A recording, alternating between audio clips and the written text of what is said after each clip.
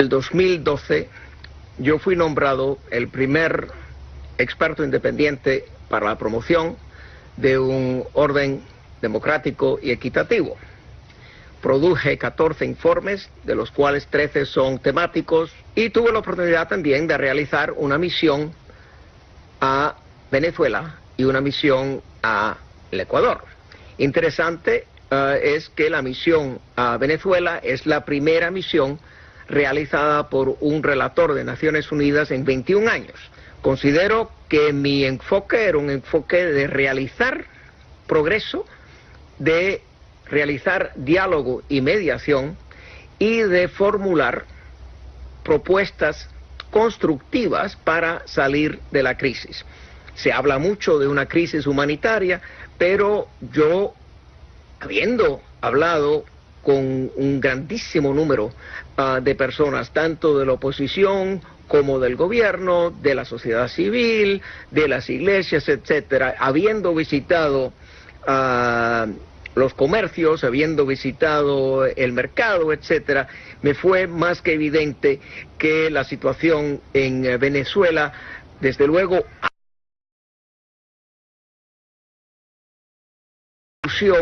hay zozobra, pero esto no compara en ninguna manera, en ningún día, con la situación en Gaza, o con la situación en Yemen, o la situación en Siria, o la situación en Somalia, la situación en Sudán, la situación en Mali, etcétera, etcétera. Lo que hace falta es cooperación internacional, la solidaridad internacional que se le debe al pueblo venezolano.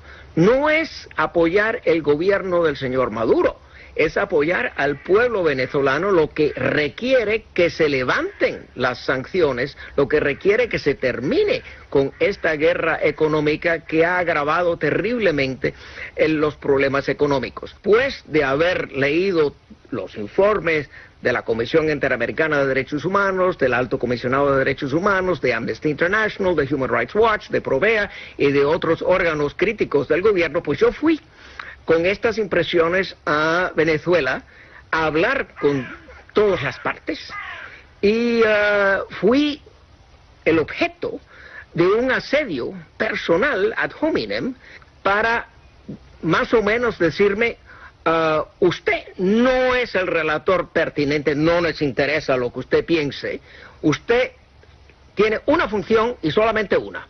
Usted va a condenar al gobierno, punto. Si usted no está dispuesto simplemente a condenar al gobierno, pues entonces usted es un vendido. Bueno, ese tipo de narrativo se ha reflejado en ciertas impresiones que yo he recogido de las organizaciones no gubernamentales, y me preocupa ver cómo esta industria de derechos humanos ha surgido, que evidentemente se les ha olvidado cuál es el propósito de los derechos humanos como la base de la reafirmación de la dignidad de todos nosotros, incluso de los relatores. Pero estas organizaciones no gubernamentales, pues, creen que los derechos humanos están ahí simplemente como una arma para atacar a un enemigo político. Es decir, si no me gusta un país, no me gusta un gobierno, pues lo voy a acusar de violaciones de derechos humanos.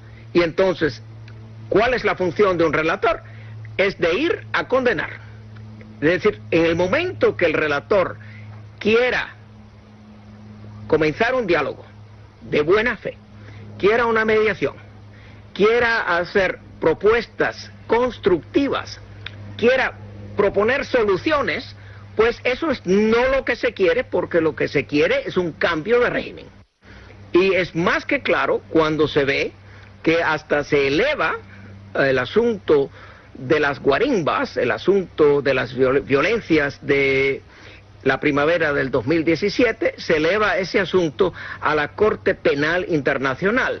Pues yo pudiese pensar que hay no menos de 50 otros jefes de Estado que tendrían mucho más que responder que el señor Maduro ante la Corte en La Haya, y basta pensar de lo que está pasando hoy en día en Yemen, el genocidio que Arabia Saudita está cometiendo en Yemen, pero hasta ahora no se ha elevado a la Corte Penal Internacional. Eso me preocupa porque también esa Corte Penal Internacional, si tiene credibilidad, tiene que ser neutral, tiene que ser justa. No puede prestarse a una maniobra política. Y eso lo veo yo más y más en el sistema, y hablo como una persona que fue un alto funcionario de la Oficina del Alto Comisionado de Derechos Humanos, secretario del Comité de Derechos Humanos, jefe del Departamento de Peticiones, y como relator por 6 años para el Consejo de Derechos Humanos. Hace falta aquí que uno considere si los derechos humanos no son más importantes que la política, y si no priman sobre el deseo de ciertos estados de imponer su sistema económico en otros. Año 1970, cuando en Chile el pueblo chileno elige a Salvador Allende como su presidente, y 3 años de guerra económica, 3 años de sanciones no lograron derrocar al señor Allende. Por lo tanto vino el señor Pinochet y llevó a cabo un golpe de Estado semejante al que se llevó a cabo en el 2002 contra Hugo Chávez, y el atentado ahora de asesinar al señor Maduro el 4 de agosto del 2018. Esto es muy preocupante, no solo por lo que ha pasado, sino por el silencio de los medios. El silencio de los medios, la complicidad de los medios, y el hecho que hay una serie de periodistas que hasta dicen que hágale, que esto, pues, si no funcionó esta vez, pues vamos a tratarlo de nuevo.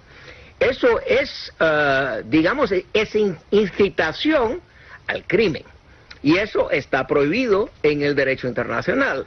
Aquí vemos una situación de un asedio increíble que también salpica a muchos otros. Es decir, los derechos humanos usan el pretexto de los derechos humanos para derrocar al señor Maduro, sin darse cuenta que ese uso de los derechos humanos como un arma implica la destrucción de la dignidad humana, implica la destrucción del mismo concepto de los derechos humanos. Yo no soy socialista, yo no favorezco el sistema, ya sea el sistema ruso o el sistema venezolano, pero sí respeto el derecho a decidir del pueblo, sí respeto la democracia.